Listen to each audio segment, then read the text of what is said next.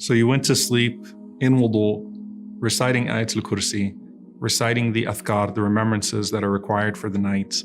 Throughout that night, you had an angel that was protecting you and an angel that was seeking forgiveness for you as you were in that state of purification. And if you meet Allah in that state, you are good because you left this world in a state of remembrance and in a state of purification. Now, how does this affect, however, the next day when you wake up? Allah subhanahu wa ta'ala mentions in the Quran, "Inna Qur'an al-Fajri kana mashhuda," that the Quran that's recited at the Fajr time is witnessed, it's widely witnessed. And the Prophet ﷺ explained that when you wake up in the morning, you have angels that have shifts. And so we talked about the two angels that guard you, the two angels that record. Those angels shift out at Fajr time and at Asr time. So you have the angels of the night and you have the angels of the day. And the Prophet ﷺ said they switch those shifts at the time of Fajr and at the time of Asr.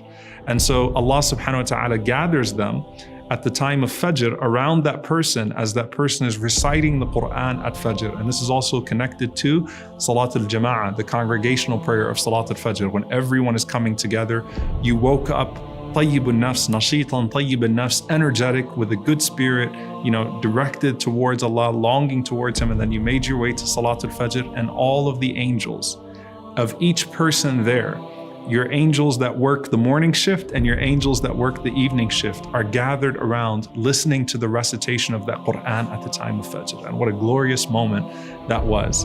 And so Allah subhanahu wa ta'ala asks those angels that He sent to you and those angels that are coming back, because they all report back to Allah after their shift. And Allah subhanahu wa ta'ala says to them, how did you find my servants? They say, taraknahum wa hum yusallun wa ataynahum wa hum yusallun.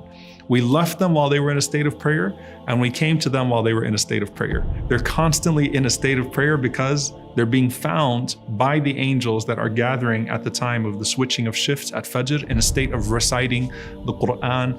And of course, the Quran of Fajr is supposed to be the longest recitation of the Quran, where we really start our days off connected to Allah subhanahu wa ta'ala. And this, by the way, connects to the hadith where the Prophet ﷺ was asked about a person who sleeps through the night and then wakes up after the sunrise. Okay, so sleeps through the night, wakes up after the sunrise. And the Prophet ﷺ said, that's a person, bala shaytanu fi udhunay, that the shaitan urinated in their ears. So the difference between the angels being at your bedside, seeking forgiveness for you, protecting you, and then you wake up in the daytime and the angels assemble for you, your angels that work the morning shift, malaikatul nahar, malaikatul layl, the angels that work the evening shift, all gathered around you as you recite the Quran and reporting to Allah that this person was in a state of prayer when we came to them, and this person was in a state of prayer when we left them. This also has implications for our adhkar, for the remembrances that we make. The Prophet ﷺ, he said, Saddidu wa qaribu waghdu wa ruhu wa shay'un min al-duljati wal qasd al-qasd tablughu. Prophet ﷺ said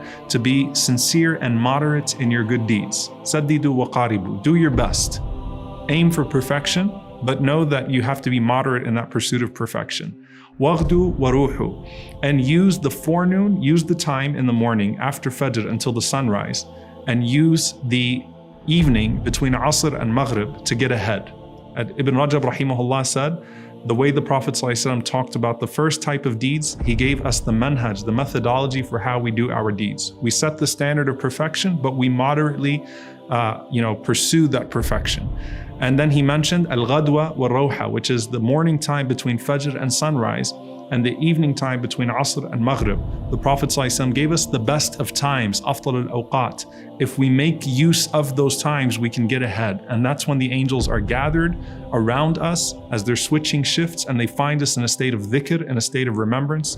And the Prophet ﷺ, of course, also said, Burika li ummati fi bukuriha, that my nation is blessed in its mornings. The way that you start off your morning with Fajr, with recitation, and even getting a head start on your day in terms of your halal worldly pursuits. One of the companions took the advice of the Prophet ﷺ and started to work earlier than everyone else, and he always found himself ahead of everyone else. So using that early morning time to remember Allah as the angels that work your morning and night shift are together, and then beginning your own work shift earlier than everyone else, allows you to get ahead.